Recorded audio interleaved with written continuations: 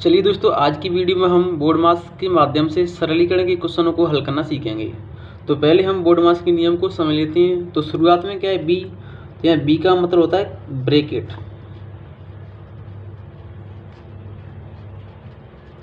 Bracket को हिंदी में कोष्टक कहते हैं। तो कोष्टक हमारे 3 प्रकार के होते हैं। तो सबसे पहले हम इस कोष्टक वाली संख्या को हल करेंगे। इसको हल करने के बाद हम इस कोष्टक वाली संख्या को हल करेंगे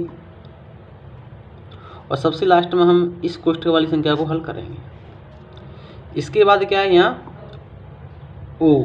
तो यहाँ ओ का मतलब होता है ऑप, और ऑप को हिंदी में कहते हैं का।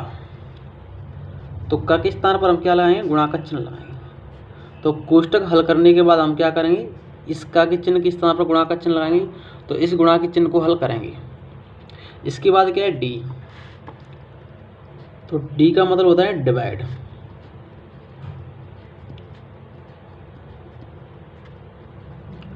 डिवाइड को हिंदी में क्या कहते हैं, भाग।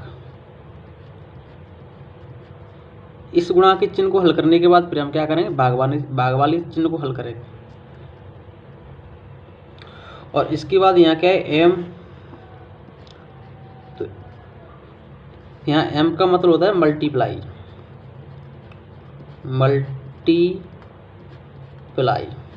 तो मल्टीप्लाई को हिंदी में हम क्या कहते हैं, गुणा। तो इसके बाद हम क्या करेंगे, गुणा के चिन्ह को हल करेंगे। अगर दोस्तों हमारे दोनों गुणा के चिन्ह आ रहे हैं, का गुणा का चिन्ह भी आ रहा है और इस गुणा का चिन्ह भी आ रहा है, तो सबसे पहले हम का के गुणा को चिन्ह को हल करेंगे। क्योंकि कोष्टक के बाद हम कौन से चिन्ह को हल करते हैं, गुणा। इस का के गुणा के चिन्ह को हल करते हैं। उसके बाद भाग, उसके बाद इस गुणा के चिन्ह को हल करते हैं। इसके बाद यहाँ क्या है, ए। तो ए का मतलब क्या होता है, एडिशन।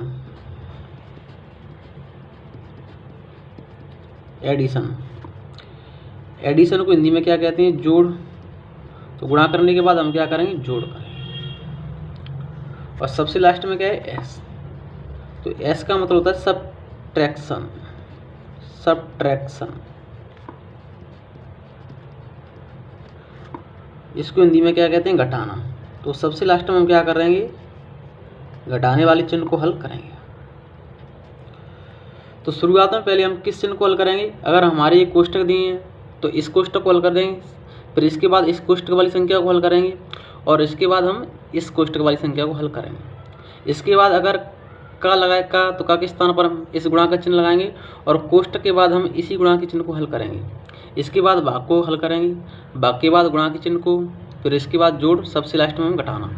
तो चलिए दोस्तों, कुछ क्वेश्चन लेते हैं और उनको हल करते हैं बोर्ड मास के नियम की बात। तो दोस्तों हमारा पहला क्वेश्चन दिया है 7 × 3 - 4 + 60 / 10।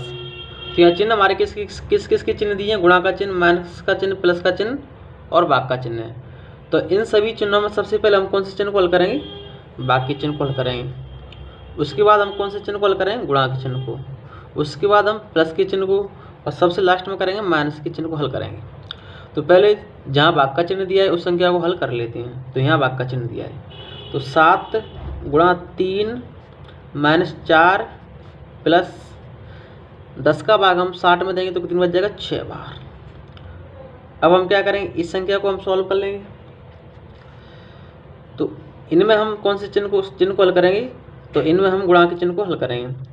तो 7 गुणा हम किससे करेंगे, 3 से। तो 7 × 3 = 21 - 4 + 6। इसके बाद हम क्या करेंगे, प्लस और माइनस में हम प्लस के चिन्ह को हल करेंगे। तो प्लस की 6 और प्लस की 21 इनको जोड़ेंगे तो कितना आएगा, प्लस के 27 और माइनस के 4। तो प्लस के 27 में से हम माइनस के 4 माइनस करेंगे तो कितना बचेगा, प्लस का 23 बचेगा। तो प्लस का 23 हमारा क्या रहेगा, इस प्रश्न का आंसर रहेगा। तो ऑप्शन सी हमारा राइट आंसर रहेगा। चलिए दोस्तों, अब हम नेक्स्ट क्वेश्चन को लेते हैं, उसको भी हल करेंगे। हमारा नेक्स्ट क्वेश्चन दिया है 20 माइनस कोष्टक में 10 + 2 - 3। तो सबसे पहले हम क्या करेंगे, कोष्टक वाली संख्या को हल करेंगे। तो प्लस और माइनस में पहले हम क्या करेंगे, प्लस वाली संख्या को हल करेंगे।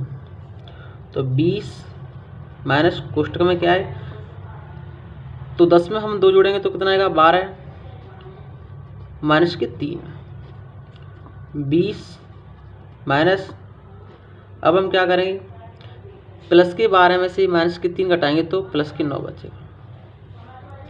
तो 20 इस माइनस का गुणा हम इस प्लस की संख्या से करेंगे तो माइनस के 9, तो 20 में से हम माइनस के 9 घटाएंगे तो कितना बचेगा प्लस का 11 बचेगा, क्योंकि यहाँ प्लस की संख्या बड़ी है। तो इस प्रश्न का आंसर क्या रहेगा, ऑप्शन ए हमारा राइट आंसर रहेगा।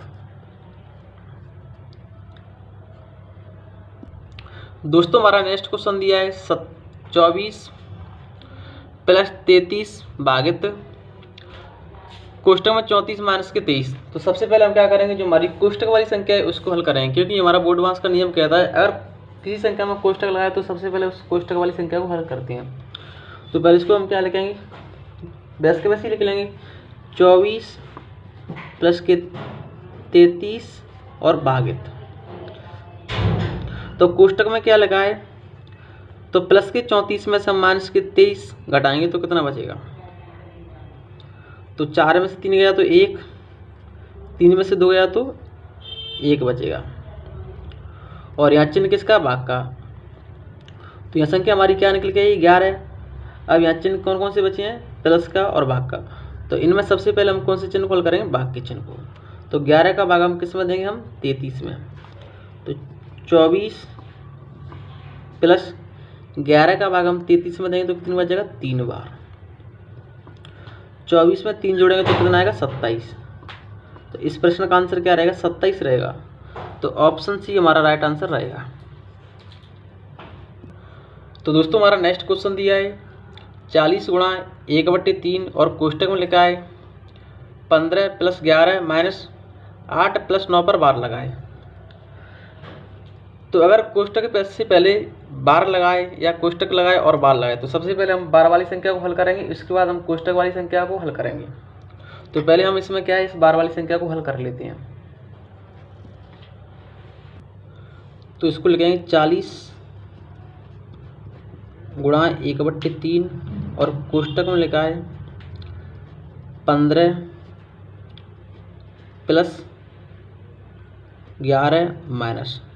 दोस्तों ये माइनस, यहाँ माइनस के 8 नहीं है, क्योंकि जिस संख्या पर बार लगा होता है वो संख्या अलग संख्या होती है। तो यहाँ हम 8 प्लस की मानेंगे और 9 भी प्लस की मानेंगे। तो 8 और 9 को जोड़ेंगे तो कितना आएगा 17, तो प्लस की 17 और कोष्टक बंद। अब इसको हम सॉल्व कर लेंगे।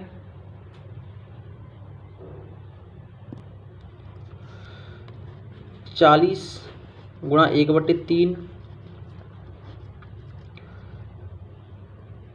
है माइनस और प्लस, तो सबसे पहले हम प्लस के चिन्ह को हल करेंगे। तो 15 और 11 को जोड़ेंगे तो कितना आएगा 26 माइनस के 17। 40 गुणा 1/3, 26 में से हम माइनस के 17 घटाएंगे तो कितना बचेगा, प्लस का 9 बचेगा। प्लस का 9 बच रहा है क्योंकि प्लस की संख्या बड़ी है। और कोष्टक खोलेंगे तो यहाँ चिन्ह किसका आएगा, गुणा का चिन्ह आएगा। अब हम क्या करेंगे, इस 3 का भाग हम 9 में देंगे तो कितनी बच रहा है 3 बार, और इस 3 का गुणा हम किससे करेंगे 40 से, तो कितना आएगा 120। तो इस प्रश्न का आंसर क्या रहेगा 120 रहेगा। तो ऑप्शन बी हमारा राइट आंसर रहेगा। तो हमारा नेक्स्ट क्वेश्चन दिया है 600 भागित 12 गुणा 1/5 भागित 5 बराबर x। तो हमें x का मान निकालना है, ये हमारे ऑप्शन है। तो इसमें से हमें ऑप्शन बताना है कौन सा आंसर हमारा सही है। तो ये हमारी संख्या है 600।